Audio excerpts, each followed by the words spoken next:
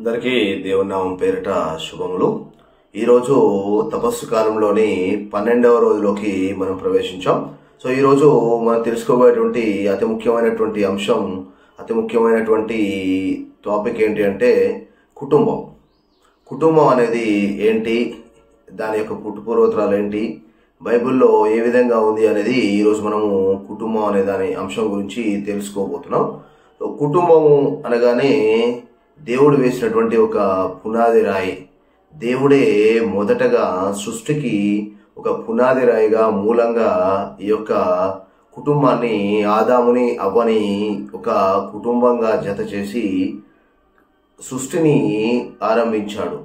మనిషిని తనను పోలి తనలాగా ఉండాలి అని దేవుడు సృష్టించి ఈ యొక్క సృష్టి మొత్తాన్ని కూడా మనిషి చేతిలో దేవుడు ఉంచాడు. ఆ యొక్క మనిషి చేతిలో ఉంచడానికి దేవుడు స్త్రీని పురుషుణ్ణి ఒకటిగా చేసి ఒక కుటుంబంగా ఏర్పరిచాడు. అందుకే కుటుంబం అనేది ఒక పునాది రాయిగా మనకి ఉంది. అంతేకాకుండా కుటుంబం అనగానే భార్య, భర్త మరియు పిల్లలు మరియు భార్యాభర్తల యొక్క తల్లిదండ్రులు, వీళ్ళందరూ కూడా మనకి కుటుంబంలో భాగంగా ఉన్నారు. కుటుంబం అంటే ఏదో ఒక అబ్బాయి ఒక అమ్మాయి ఒక దగ్గరికి రావడం కాదు. దేవుడే ఒక బంధాన్ని ఏర్పరిచి దేవుడే ఒకరిని, వాళ్ళిద్దరిని కూడా ఒక దగ్గరికి తీసుకురావడం అనేది మనకి కుటుంబం అనే దానికి ఒక అర్థం అన్నమాట. అంతేకాకుండా అసలు బైబిల్ ప్రకారం కుటుంబం అంటే ఏంటి, ఏ అంశాలని మనం కుటుంబంలోకి తీసుకోవచ్చు అనేది ఇప్పుడు మనం చూద్దాం. మొదటగా ఇందాక చూసినట్టు మనకి కుటుంబం అంటే ఒక స్థాపనా సంస్థ. అంటే సృష్టిని మొత్తాన్ని కూడా స్థాపించడానికి, ఈ యొక్క సృష్టిని ముందుకు నడిపించడానికి ఒక పరిపూర్ణమైనటువంటి సంస్థని స్థాపించడము కుటుంబం యొక్క ఉద్దేశం. అంతేకాకుండా సృష్టికి పునాది రాయిగా దేవుడు కుటుంబాన్ని స్థాపించాడు. ఈ సృష్టి మొత్తాన్ని నడిపించడానికి దేవుడు కుటుంబాన్ని పునాదిగా వాడుకున్నాడు.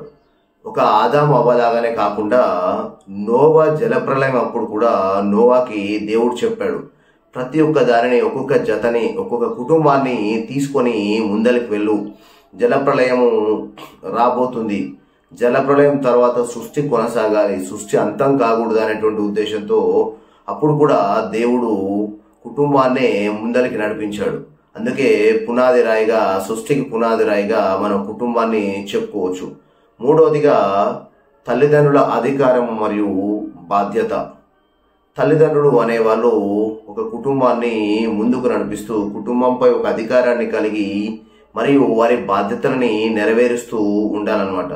అంటే భార్యాభర్తలు ఒకరికి ఒకరి పట్ల మరియు పిల్లల పట్ల, అంటే ఇంకా రకరకాలైనటువంటి సామాజిక బాధ్యతలు కానీ ఏవైనా కూడా వాళ్ళు ఒక అధికారాన్ని కలిగి బాధ్యతని ముందరికి నడిపిస్తూ ఉండాలి.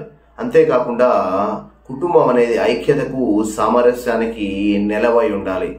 ఈ మధ్య కాలంలో ఐక్యత అనేది చాలా కొరవడడంతో ఏదైనా నువ్వు నేను అనడము, లేకపోతే నేను గొప్ప నువ్వు గొప్ప అనడము, ఇలాంటివన్నీ చాలా చాలా రావడంతో చాలా కుటుంబాలు విచ్ఛిన్నమై చిన్న భిన్నమై నడుస్తూ ఉన్నాయి. ఈరోజు ఈ యొక్క ధ్యానాంశాన్ని ధ్యానించుండగా మనం చేయాల్సినటువంటి విషయం ఏంటి అంటే కుటుంబాలకై ప్రార్థించాలి. విచ్ఛిన్నమవుతున్నటువంటి కుటుంబాల ఐక్యతకై మనం ప్రార్థించాల్సి ఉంటుంది.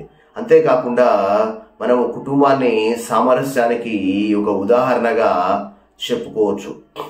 ఐదవదిగా మనము, ఇది అతి ముఖ్యమైనది, కుటుంబం అంటే అసలు దేన్ని ప్రామాణికంగా తీసుకొని మనము కుటుంబాన్ని ముందుకు నడిపించాలి అంటే పవిత్ర కుటుంబం, తిరు కుటుంబం యొక్క ఆదర్శాన్ని, ఉదాహరణని మనం తీసుకొని పవిత్ర కుటుంబాన్ని యొక్క గుణగణాలను మనం పరిగణలోకి తీసుకొని పవిత్ర కుటుంబాన్ని ఎలాగైతే యేసు, మరియా, యోసేపులు ముందరికి నడిపించారో, యోసేపు గారు, జోజప్ప గారు కుటుంబానికి ఏ విధమైనటువంటి ఆపద కలిగినా కూడా ఆ యొక్క ఆపదలో తోడుగా ఉండి, మరియమ్మ గారు ఆ విధంగా వాళ్ళకి తోడ్పడుతూ, యేసు ప్రభువు దేవుడైనప్పటికీ కూడా తల్లిదండ్రులకు విధేయిస్తూ ఎలా అయితే ఉన్నారో అదే విధంగా తల్లిదండ్రులు, పిల్లలు వారి యొక్క బాధ్యతను గుర్తెరిగి పవిత్ర కుటుంబం యొక్క ఆదర్శాన్ని తీసుకొని ముందరికి నడవాలని మనకి కుటుంబానికి బైబుల్ మనకి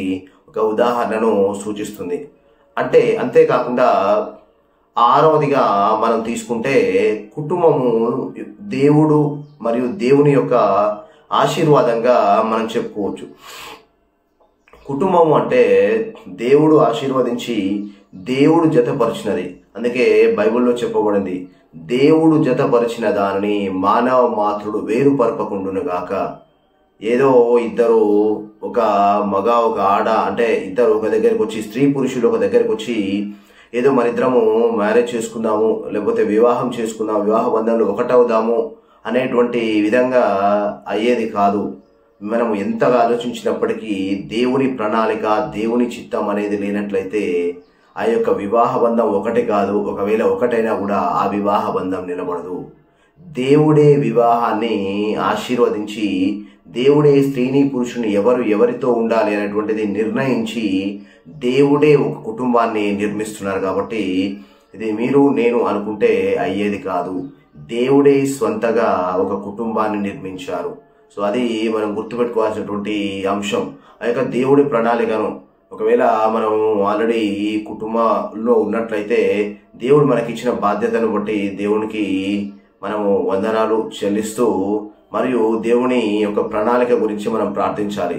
ఒకవేళ వివాహం కాని వాళ్ళైతే, దేవా నీ ప్రణాళిక ఏంటి, ఎవరితో నాకు నిర్ణయించావు, నీ చిత్తమే జరుగునుగా కానీ ప్రార్థించుకోవాల్సి ఉంటుందన్నమాట.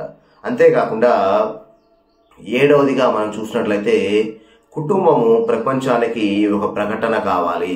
మన కుటుంబము ప్రపంచానికి, అంటే మన చుట్టూ ఉన్నటువంటి ఇంకా ఇతర మతస్థులకు కానీ, వేరే చూసేటువంటి ఇంకా వేరే వాళ్ళకి కానీ, సమాజానికి కానీ, సంఘానికి కానీ ఒక ప్రకటన కావాలి.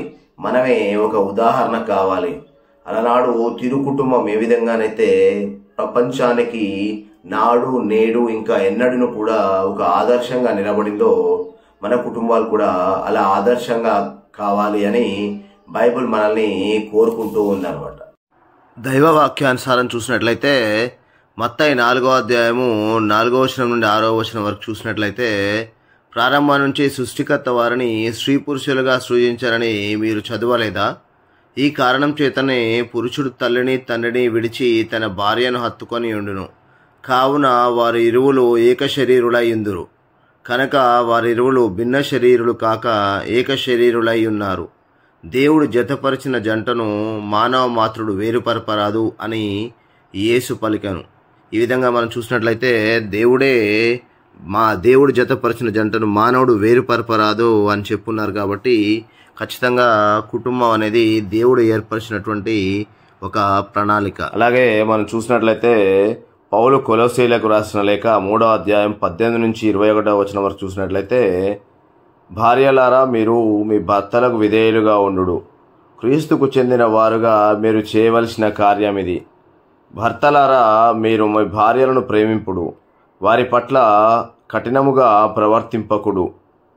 బిడ్డలారా మీరు మీ తల్లిదండ్రులకు విధేయులై ఉండుడు. ఇట్టిది క్రీస్తుకు ప్రీతి పాత్రము అనేది అక్కడ రాయబడి ఉంది. ఇప్పుడు మనల్ని ఆత్మపరిశీలన చేసుకుందాం. దేవుని చిత్త ప్రకారము నేను నడుస్తూ ఉన్నానా? కుటుంబాన్ని సృష్టికి ఒక పునాది రాయిగా నేను చూస్తూ ఉన్నానా? తల్లిదండ్రులుగా మన బాధ్యత ఏంటి? లేకపోతే కుటుంబం పట్ల నా బాధ్యత ఏంటి? నేను సమాజంలో నా బాధ్యతను సరిగ్గా నిర్వర్తిస్తున్నాను లేదా? లేకపోతే ఈ యొక్క ప్రపంచమే ఒక వసుదైక కుటుంబంగా చూస్తూ దేవుడు మనకిచ్చినటువంటి యొక్క బాధ్యతను ఎంతవరకు మనం నెరవేరుస్తున్నాము అనేటువంటిది మనము ఆత్మపరిశీలన చేసుకోవాల్సినటువంటి ఒక అవసరం ఉంది. మరియు దేవుడు మన కుటుంబాలపై కురిపించినటువంటి ఆశీర్వాదాలకు మనం ఎంతవరకు కృతజ్ఞతలు చెల్లిస్తూ ఉన్నాం దేవుడికి, మరియు మన కుటుంబాన్ని ఒక ఆదర్శంగా, ఒక ప్రకటనగా కుటుంబానికి అంటే ప్రపంచానికి ఎంతవరకు అందిస్తున్నాం అనేటువంటివి మనం ఈరోజు ఆత్మ పరిశీలన చేసుకోవాల్సినటువంటి అంశాలు. ఇప్పుడు మనము చివరగా దేవుడికి ప్రార్థిస్తూ దేవుణ్ణి వేడుకుందాం. ప్రార్థన. ప్రియమైన మా పరలోకపు తండ్రి, సకల లోకమునకు సృష్టికర్తవు నీవే. ఆదిలో స్త్రీ పురుషులుగా సృష్టించి ఒక కుటుంబాన్ని నీవే స్థాపించి ఉన్నావు. క్రొత్త నిబంధన గ్రంథంలో తిరు కుటుంబాన్ని నీవే స్థాపించి నీవే ఆ కుటుంబంలో ఉండి కుటుంబ జీవితము ఎలా ఉండాలి, తల్లిదండ్రులు, భార్యాభర్తలు, పిల్లలు ఎలా ఉండాలి అనే ఒక తిరు కుటుంబ ఆదర్శాన్ని మాకు అనుగ్రహించావు దేవా. అయ్యా, ఈరోజు మేము మరీ ముఖ్యంగా ఈ తపస్సు కాలంలో ఈ రోజును కుటుంబాల కోసం అర్పిస్తూ కుటుంబాల గురించి ధ్యానిస్తూ ఉండగా ప్రపంచంలో ఉన్న కుటుంబాలన్నిటి గురించి ప్రార్థిస్తూ ఉన్నాము. మా కుటుంబాల గురించి మీ యొక్క పరిశుద్ధ పాదాల చెంత సమర్పిస్తూ ఉన్నాము. ప్రతి కుటుంబానికి నీ యొక్క ప్రణాళిక ప్రకారము, నీ యొక్క చిత్తం ప్రకారం నడిపించమని మేము ఈరోజు వేడుకుంటూ ఉన్నాము. అయ్యా, కుటుంబాన్ని సమాజానికి పునాది రాయిగా మీరు నిర్మించి ఉన్నారు. ఈరోజు ఎన్నో కుటుంబాలు చిన్న భిన్నమై ఎన్నో కుటుంబాలు అయ్యా వారి యొక్క ఉనికిని కోల్పోతూ ఉన్నాయి. మేము ఈరోజు ప్రార్థిస్తూ ఉన్నాము. కుటుంబాల ఉనికిని మీరు నిర్మించండి, కుటుంబాలని మీరు నిర్మించండి. ఆదర్శ కుటుంబాలుగా మిమ్మల్ని తీర్చిద్దామని వేడుకుంటూ ఉన్నాము దేవా.